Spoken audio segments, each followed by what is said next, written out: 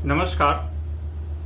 देश के माननीय प्रधानमंत्री नरेंद्र दामोदर दास मोदी जी ने लोगों से अपील की है कि वो किसी भी हालत में 1 साल तक सोना न खरीदें, तेल कम खाएं और गाड़ियों में तेल कम भराएं। सवाल ये है कि उन्होंने ये अपील करने में इतनी देर क्यों लगाई।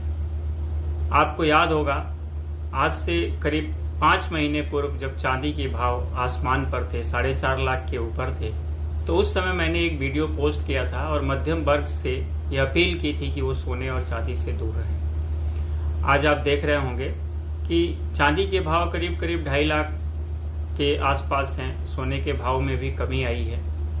और मजे की बात है कि जब वो हमने वीडियो डाला था उसके 1 हफ्ते के अंदर ही चांदी में करीब 40% से 50% की गिरावट आ चुकी थी।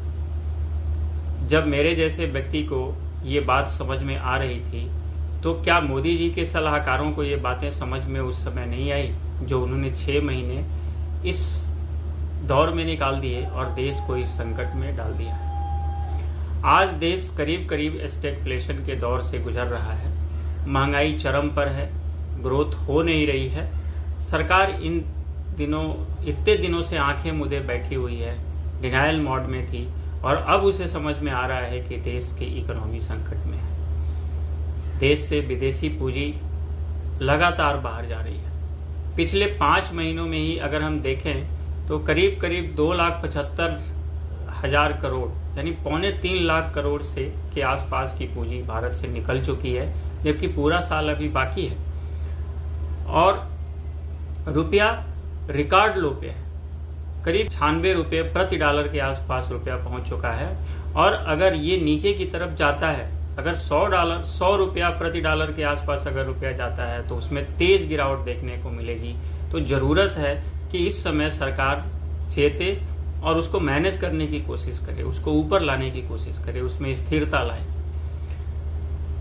जो लोग सरकार के आसपास बैठे हुए हैं वो सरकार को गलत सलाह दे रहे हैं या सरकार खुद ही आंखें मूंदे बैठी हुई है।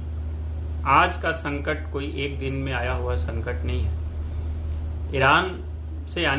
ईरान पे जो हमला हुआ और उससे जो संकट पैदा हुआ है वो तो एक रेसिप्रोकल इम्पैक्ट है।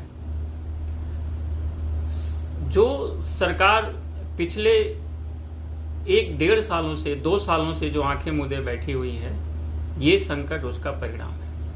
आपको याद होगा, इसके पहले भी $100 के ऊपर तेल जाना कोई बड़ी बात नहीं है। इसके पहले भी जा चुका है, 2013 में गया था, 2008 में गया था। उस समय भी परिस्थितियां खराब हुई थी, लेकिन उसको हमने मैनेज किया है। आज 2008 से आज करीब 18 साल बाद अगर तेल उसी लेवल पे पहुंचा है तो कौन सी इतनी बड़ी बात हो गई है जिसको हम मैनेज नहीं कर पा रहे। पर हास्यास्पद ये है कि भारत जिसको जाना ही जाता है कंजम्पशन ड्रिवन इकोनॉमी के लिए, उसमें ये अपील की जा रही है कि आप कंजम्पशन को कम करिए, फिर ग्रोथ कैसे होगा। 1960 के दशक के राजनीतिक नेताओं का हवाला दिया जा रहा है और कहा जा रहा है कि उस समय भी ऐसा कहा गया था। तब भारत अभी आजाद ही हुआ था, भारत के पास संसाधनों की घोर कमी थी और भारत ग्रोथ मॉडल पे नहीं था। आज भारत ग्रोथ मॉडल पे है। अगर भारत में किसी भी तरीके का स्टैगफ्लेशन आता है तो हम एक बड़ी बर्बादी की तरफ हमारी इकोनॉमी जा सकती है। इसे हमें ध्यान में रखना चाहिए।